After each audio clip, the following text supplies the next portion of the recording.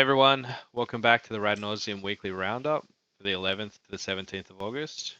My name's Nathan. I'm here with Billy. What up, Billy? Hey Nathan, excited to talk some of the weekly roundup with everyone. Yeah, it's sick. We've collected some of the event results for this week and we've brought them here for your viewing benefit. Firstly, we've got Adelaide Tabletop Warfare. This is a weekly event. Got the winners here, Goblins and Golgari Mid, crushing the opponents apparently. Goblins, good to see. We don't often get a lot of good results for Goblins. They've been a bit of an underperformer recently. I wonder if there's something that's changed. Yeah, just I think the Goblin Recruiter pointing and then the Sticker Goblin ban sort of knocked Goblins down, but you can only keep Goblins pilots down for so long, so it's good to see them back in the winners bracket. Interested to know if this is like a lot of the new sort of enter the battlefield effect. Like Goblins, maybe it's more like a token deck now, less of a combo deck. I'm not sure. I'll have to ask the Goblins players next time I see them. All right, we've got Canberra here. We've got the weekly from Jolt Games. Some classics here in the 3-0 bracket. Breachbond, Mardu, Initiative, Binder Nardu, Blue Moon. Yeah, we weren't really sure what Bind Nadu was. We tried to track down that deck list for you. Unfortunately, weren't able to grab it, but pretty standard here. Like Beach Bond seems to be winning the Canberra Weeklies almost every week at the moment. It's a good deck. More people should be playing it for sure here in Melbourne. Yeah, and we're starting to see some initiative come back. Initiative sort of obviously burst onto the scene and got appropriately pointed, but now even with all the initiative creatures at a fairly high points rate, it's still putting up good results. Yeah, there's a few people here in Melbourne playing like the four color initiative for a while. That was a lot of fun to play against, as the deck is quite explosive. So you don't really know if you're dead on sort of like turn one or two. Like made mulligan decisions quite interesting. Yeah, and incentivizes obviously playing to the board, so some good fair magic. Yeah. Not surprised to see a Blue Moon deck in the top there. That's been a strong deck recently. Yeah, speaking of Blue Moon, we got the weekly event here for Ronin Games, also in Canberra. The winner here, Blue Moon, by the looks of it. We got your standard Jund, Breach Bond, Boros Legends. That's an interesting one. They've been a bit of an underperformer recently, so it's good to see that. And some more Jund, more initiative, Gruul lands. Surprised that one's surprised they got a positive win rate. Land's always in Elves the though, positives, that's damn it. man, I love elves. Elves decks is sick. It's good to see them winning too. Elves as competitive as lands. Got some blue white artifacts, Zerda artifacts. That's interesting. Yeah, so celebrate the elves putting up the positive result there. We do have the elf deck list for you. Yeah, let's have a little scroll through this. It's just a pretty standard looking thing. Liam was kicking my butt in Melbourne semi recently with an elves list, so it's good. Atraxa, huh? Natural order for Atraxa or a Crater Hoof Behemoth. Imagine if you resolve that natural order into an Atraxa, you probably win the amount of mana and creatures you can sort of put into the play off that. But Yeah, Crater I Hoof think Behemoth so. And then is obviously it's got the Nadu package as well. Like Nadu's breathing life into some of these decks, like we saw it last week on the Infect list, and now into Nadu. So as much as Nadu can be sort of a kind of an annoying card to play against, it is breathing life into some cool archetypes, which is good to see. yeah. Seeing like the just one of Nomads Encore is it's kind of interesting. I guess the difference in philosophy with some of the people that are actually like maining the Nadu deck specifically, you wanted to have like a density of those creatures, but I guess for the elf list, you don't really need to have I guess like your extra things. Maybe it's more of like what am I gonna spend the points on in mono green? I may may as well jam something in here, and just like the incidental Nadu is kind of where it's at. But Yeah, I it mean is we cool to we can see. see points on Oko as well. So the blue splash for the powerful pointed cards there. Cool to see I'm Grist a as I'm well. I'm a big fan of Nature's Rhythm. Seeing that in the Nadu decks, it's very cool. Being able to just like flash it back essentially with the Nadu that you search for is just it's cracked. It finds both creatures. In these kind of decks, it's I think underexplored. but I've seen Mulch doing absolute work with this card, so Yeah, I'm some liking it. sweet tech. It's interesting. Don't see a lot of Grixis decks these days.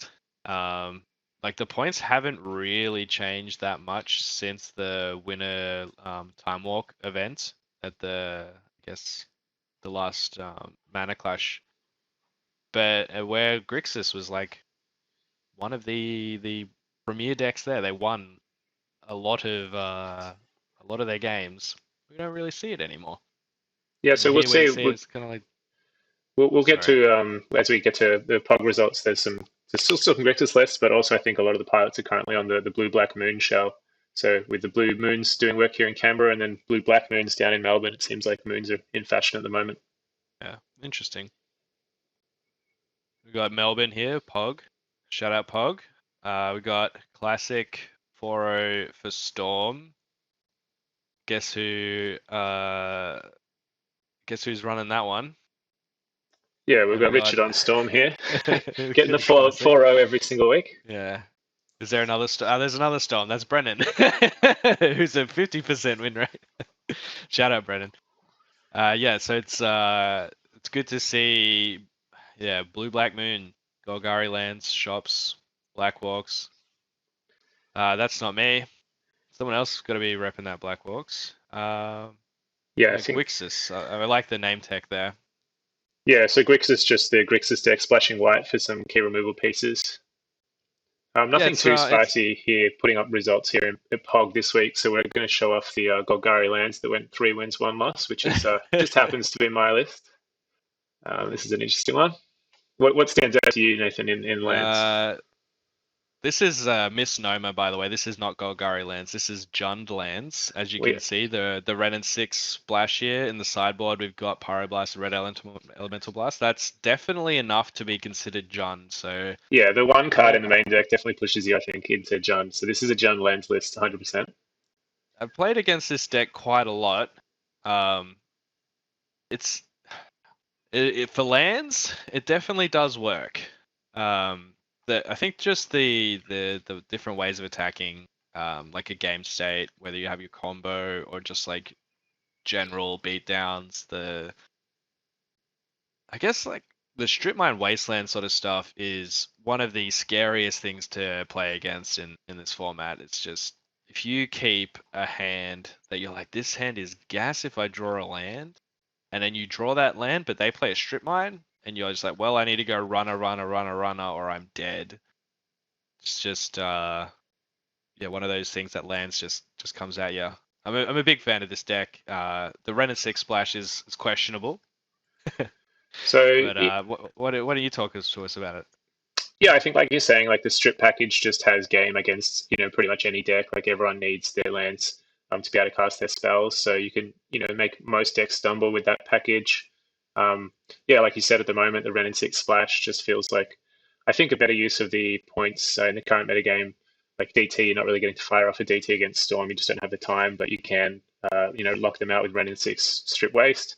And at the moment, just one of the differences in the build at the moment is just main decking the endurance and the Douthy, just trying to get some more graveyard hate in and yeah, just pressure people, play to the Yeah, board a bit and try and get I them think dead. endurance should be main decked in pretty much any deck that has green, sort of as like not just like a basic splash like the Grixis sort of splash, but like any bug deck or any Jund deck. I think endurance is kind of almost like main deckable in pretty much all of those decks, and it's good to see that in your main deck.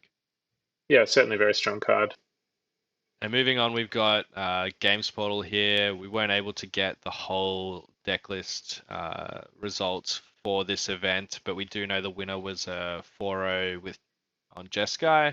Not sure if it was Control or if it was Tempo, but yeah, if you're able to get us more consistent data from Games Portal, that'd be appreciated. We can include that next time. And here we got Perth. Good Games Morley. This is a weekly event. We got Boros Stonecutters with the dub and bots. No one cares about bots. But let's talk about this Boros Stonecutters list. Yeah, this looks like a cool list. It's a red white sort of aggressive slanted list running Cloud, and your classic Stoneforge, and then an equipment package, basically. Yeah, I've seen some equipment decks far enough. I saw like a Jeskai one a little while ago that looked really cool. But just Boros, I guess like the value that you're able to accrue, sort of trying to find a way around like not having access to blue and the like consistency of those sort of like value engines that like blue and black both have. And just trying to like incrementally, I guess, build some sort of engine that allows you to sort of go over the top of these mid-range decks if you can't go underneath them. It's cool to see. Yeah, so I think a key part of that one here is obviously you've got a lot of cheap creatures like Ocelot, Pride, Stadium Headliner, like a Ajani, that are putting tokens into play, and then you're trying to use Cloud and Stoneforge to tutor up your Skull Clamp. Particularly good with Cloud because you're getting the double triggers off the Skull Clamp. So just like you said, getting that sort of engine going so you can draw enough cards to pull you ahead of decks like Grixis. Like the interaction between Ocelot Pride and like the mobilized creatures. So I'm pretty sure you get to keep them at the end of the turn, the bonus ones that you generate. Like if you have the City's Blessing. Yeah, I think that's correct. And then we've got a few 3/1s here. Another Boros Legends W. Jeskai Control, Eldrazi, Esper midrange. Esper doesn't get enough love. Feel like that deck has legs. It'd be interesting to see if someone can like find out where those legs are. Yeah, doing a good job over here in Perth. I mean, 3-1, very respectable. Yeah.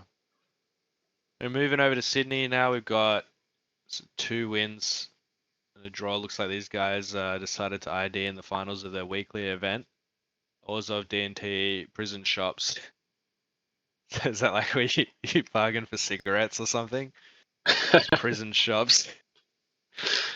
I hope it runs humility because that card is busted.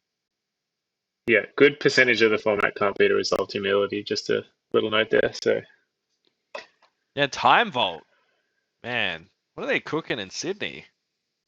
Boros Legends. I guess is a Wollongong guy like to commute to put reps in with Boros Legends at another store? I hope so. yeah, I hope so too. Abzan Yawgmoth Heliod. Interesting. I haven't seen that since my last CDH pod. Be interesting to see some more those kind of like combo decks that I guess sort of attack the game in a way that's a bit different from what everyone's expecting.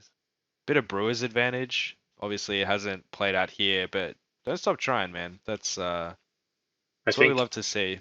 yeah, you go the food mid range route of just having combo pieces that no one knows are combo pieces can Especially pay if you off. put them in like foreign languages, so that if you have to put a bunch of cards in your graveyard and ask them to pick which ones are like the relevant one to eat with your Emperor of Bones or something, make Yep. sure that they have to like Oracle text at least 4 to 5 different cards so Yeah. that they just give up, like Foreign mentally check language out. angle shoot.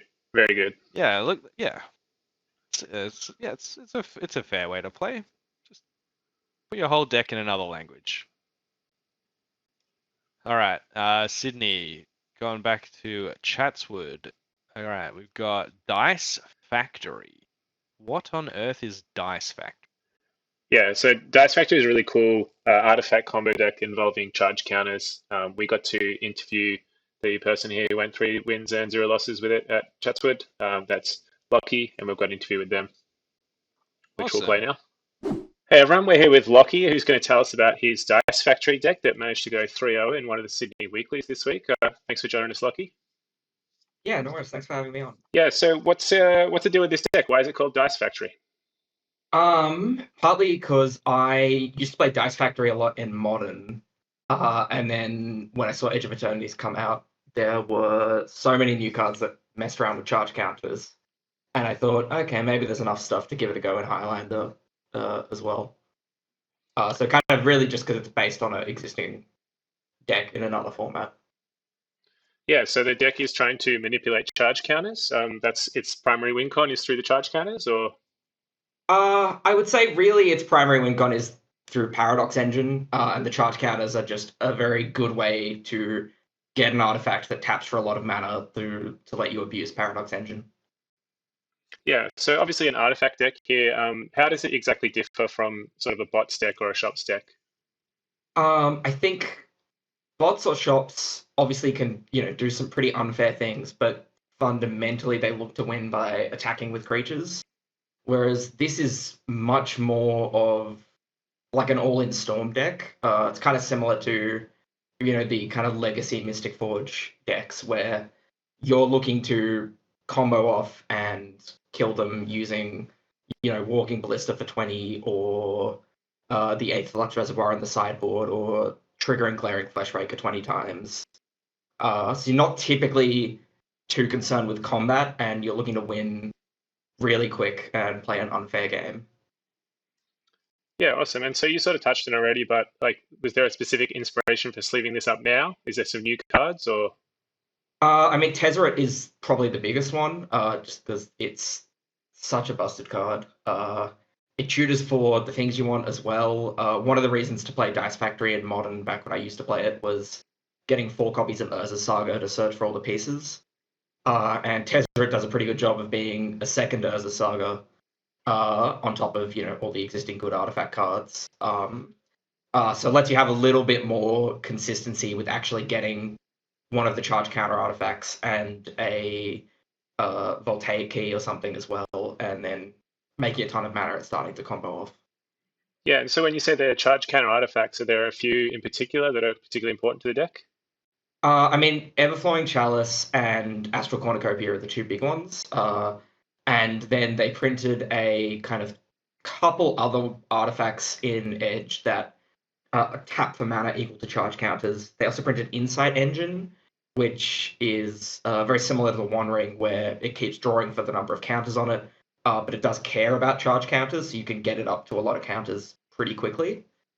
They also printed Empowered Auto Generator, which might not stay in the deck, but I think has potential with down the end of the artifacts down there, which is one of the few playable or semi-playable cards that tap for mana equal to the number of charge counters on them. This one is quite slow because it enters tapped, but it has the kind of unique property of it puts the charge counters on itself. So you have this and a couple of keys.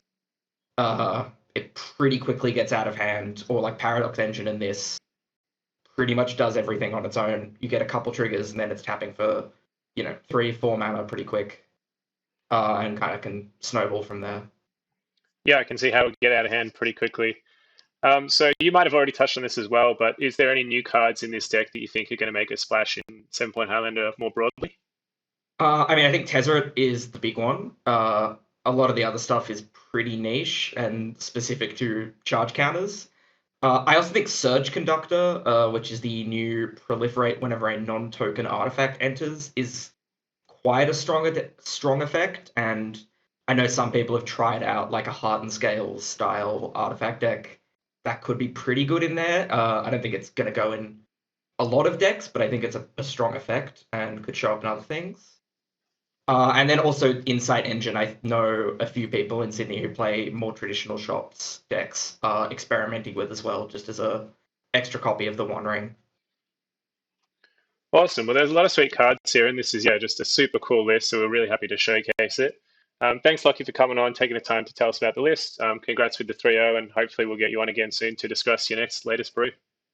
Yeah, sounds good. I did also go 3-1 with it at Chromatic, so it's not, it's doing all right, this deck. It's I kind of was, when it went, I didn't expect it to do that well. I kind of was doing it more as a tribute to Dice Factory and Modern, being like, oh, I got to get this out of my system. But it's been a lot more consistent than I expected. So yeah, thanks for having me on to chat about it.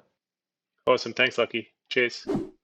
And in 2 wins, 1 loss, we got Rakdos Madness. That's an interesting take. I am keen to see what that deck list is at some point. We've got lands, we've got Oath, Sneak, and Show.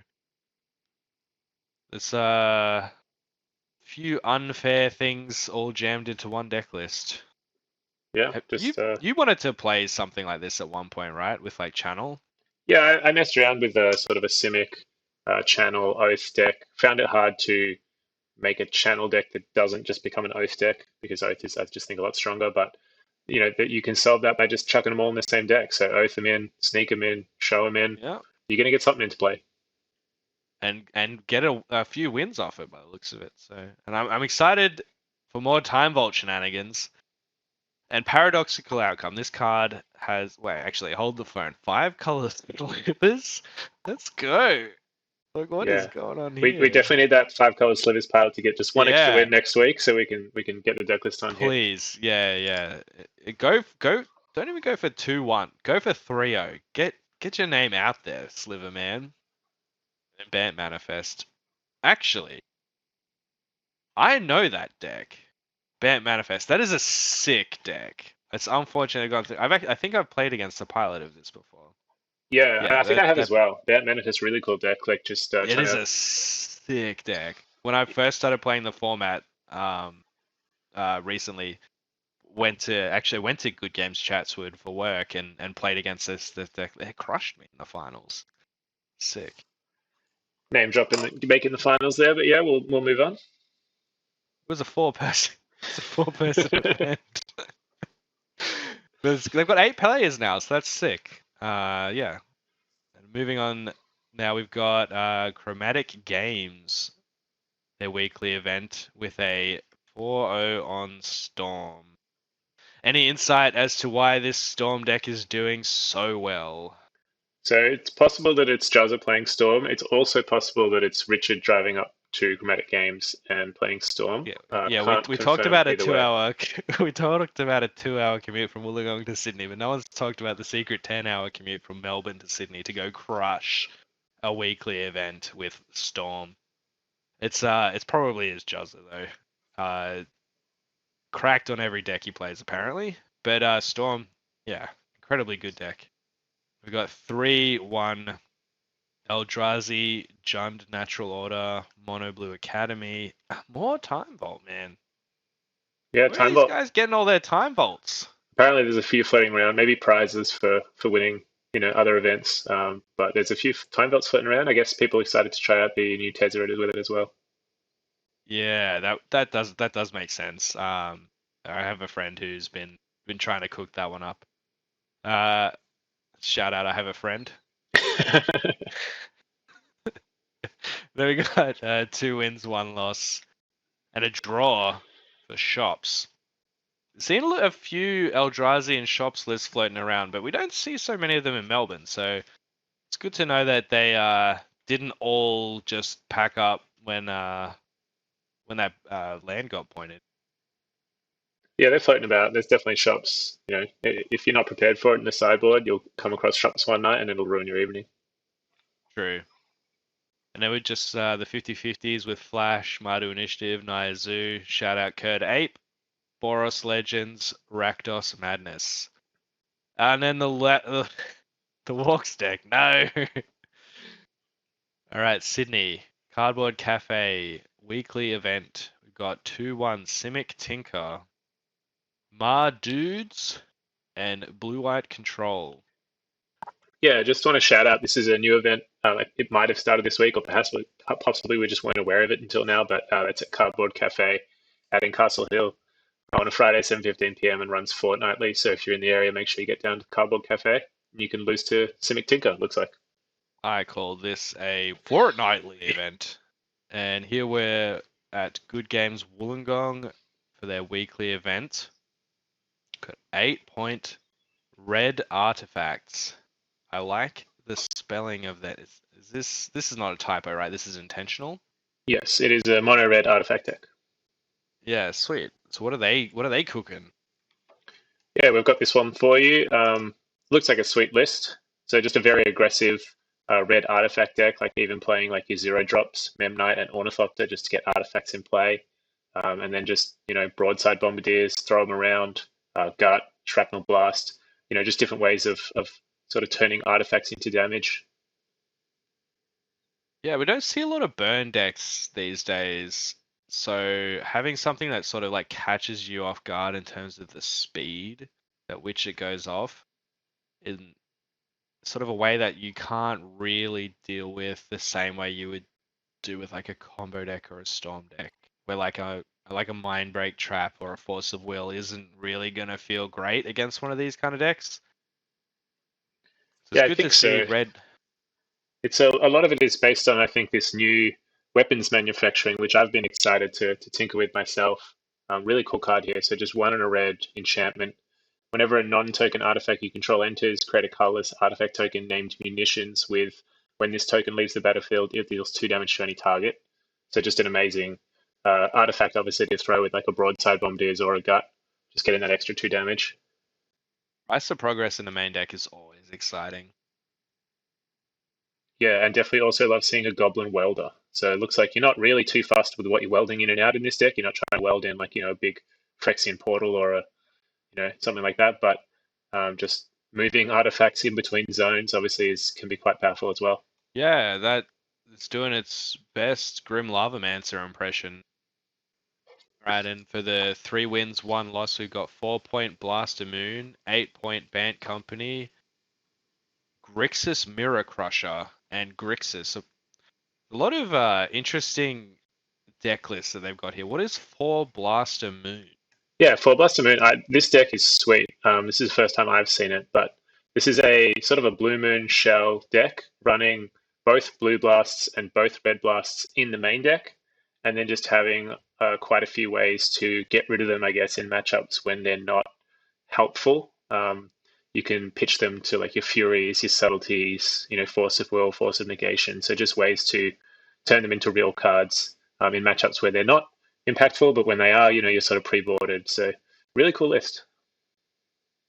Yeah, shout out Quantum Riddler. Excited to see that in more decks. Fall from Favor as well. That's pretty cool. Like introducing the initiative of these kind of decks is very feast or famine. That's the monarchy there, but yeah, same sort of game altering emblem that people can't interact with except through the rules of the emblem. We got the deck list here for 8-point Bant Company as well. Yeah, this is a really cool one as well. It's a Banting Pod, they've named it, and it's a birthing pod, birthing ritual deck in the Bant colors. Spending a lot of its points in sort of concentrated package here with White Plume for 3, Uro for 2, Nadu for 2, and Karakas for 1. So yet another Nadu deck, which is cool to see. Birthing Pod is such a interesting card. Birthing Ritual as well. What are they trying to step up from? Just I guess into their combo. Yeah, it looks like mana dorks into sort of value 2 drops, like your sort of failures and the like, and then turn it into a 3 drop, like an initiative creature, I guess, or your turn it into your Nadu and just start going to town. Does this list have the 2-drop and 3-drop Nadu piece? Be interested to see whether or not this deck would want something like that, considering it's running like the birthing rituals and the birthing pod. To if you have like a 1-drop mana dork that you want to turn into a Nadu piece, being able to have that in your deck seems like would be beneficial. Looks like we've got Nomad's Encore at 1 mana. I'm not seeing the 2 mana one here. Or the 3-mana one. That could be something to consider for this deck, but obviously it's doing work already. So what do I know? Yeah, really cool list there. And then we've got 8-point mono white humans. Yeah, Got a lot another of mono colors, 8 points. Walk us through this mono white humans deck. lot of 8-point decks here in Wollongong, which is great to see, possibly meaning a lot of new players. Yeah, this one's sweet. It's a 8-point mono white list, so spending its points on Strip Mine and Wasteland. Karakas, so a lot of points in the mana base there. 1.4 Skull Clamp, 1 on Seasoned Dungeoneer, and 3 on White Plume. So once again, looking to introduce the initiative. And just sort of your classic go wide deck. So, lots of cheap creatures that happen to be humans, some human tribal synergies. And then similar to your Boros decks we were looking at earlier, you've got the Cloud package with Skull Clamp and Pre-War Formalware in this one. Shout out Thraben Charm. The card's a house in limited. Good to see it's putting up numbers here. Yeah, just like the modularity of being able to like go for the graveyard or destroy like a problematic enchantment. these sort of toolbox kind of cards. They're just printing more and more of them, so it's cool to see them finding a home in 7 Point. That Basri guy at the very top. This card, shout out Basri. My mate has this like 8 Point Naya beatdown deck, and he just farmed me with this card. This card is very good. Don't know if that's just a bias from losing so many games against aggro, but it's just those sort of like value pieces that you look for. Just like never a dead card. It's a little cat tribal sub-theme amidst Yeah, the human tribal theme. So they've got it all in this yeah, deck. man. It's humans and cats, and Yeah, cats and dogs, soldiers, it's everything. yeah, sweet. Love to see more mono white lists floating about. Lots of little go small, flowering of the white tree, honor of the pure. Pump your tokens. I dig it. Flowering of the White Tree is such a strong card, and with all these legends, it's just like so busted. Yeah, it looks great here. The white cost is obviously not prohibitive in the mono white deck. So yeah, love flowering of the white tree. Hope to see it sleeved up more often. Now we've got the Woolingong monthly at Good Games. Notably, few less players than the weekly, but some familiar faces. We got the Grixis Mirror Crusher, the Mono White Humans, and notably the 4 Blaster Moon. So obviously they're doing something right with this pre-sideboarded deck. Yeah, very interesting. I guess they know their local metagame. They know that the blue blasts and the red blasts are going to have targets a lot of the time. And putting up work. Like, yeah, I've seen it put up a good result on the Friday and then backed it up with the 3-0 on the Saturday. So yeah, that's awesome to see. Notably, these blasts don't work well against mono white humans, but who knows? Maybe just having those cards to pitch, just like is what the deck needs. Yeah, pitching to a Fury, that still works. So Force of Will spell still works. So yeah, it's putting up results. And then, like you said, pre-sideboarded, we've got the Grixis Mirror Crusher as well at 2 wins, 1 loss. So that's Grixis with a main deck Carpet of Flowers for the mirror crushing. Looks like they did crush the mirror. And finally, we've got Volty Fight Nights on MTGO with a 4-0 from bots, 3-1 Reanimator and Storm. Yeah, so 11 players for the Volty Fight Night, number 45. I think we've got Tom Bot with the 4-0 there, and some other big names at the 3-win, 1 loss there as well. Normally a pretty strong crowd in the Volty Fight Nights. I think are very high quality, so probably a bit harder for a brew to get up here, but not surprising really, I don't think, to see bots at the top. Yeah, that's all I've got for you this week. Just as a reminder, if you want more info on weekly and fortnightly events, you want to know where you can play Highlander, check out our earlier YouTube video on where can I play 7 Point Highlander. And we just want to say a big thanks to all the people who helped us collect data. So this week that was Raj, Jordan, Kieran, Liam, Zach, myself, Jack, Michael, Adam, Lockie, Stephen, Ariel, and Ben. Thanks to you guys. Yeah, shout out to everyone that contributed to the video today, and would love to hear more from where you guys are playing. If you're playing a cool brew, if you did well at a recent event, you want us to cover it, talk a bit more about it, hit us up.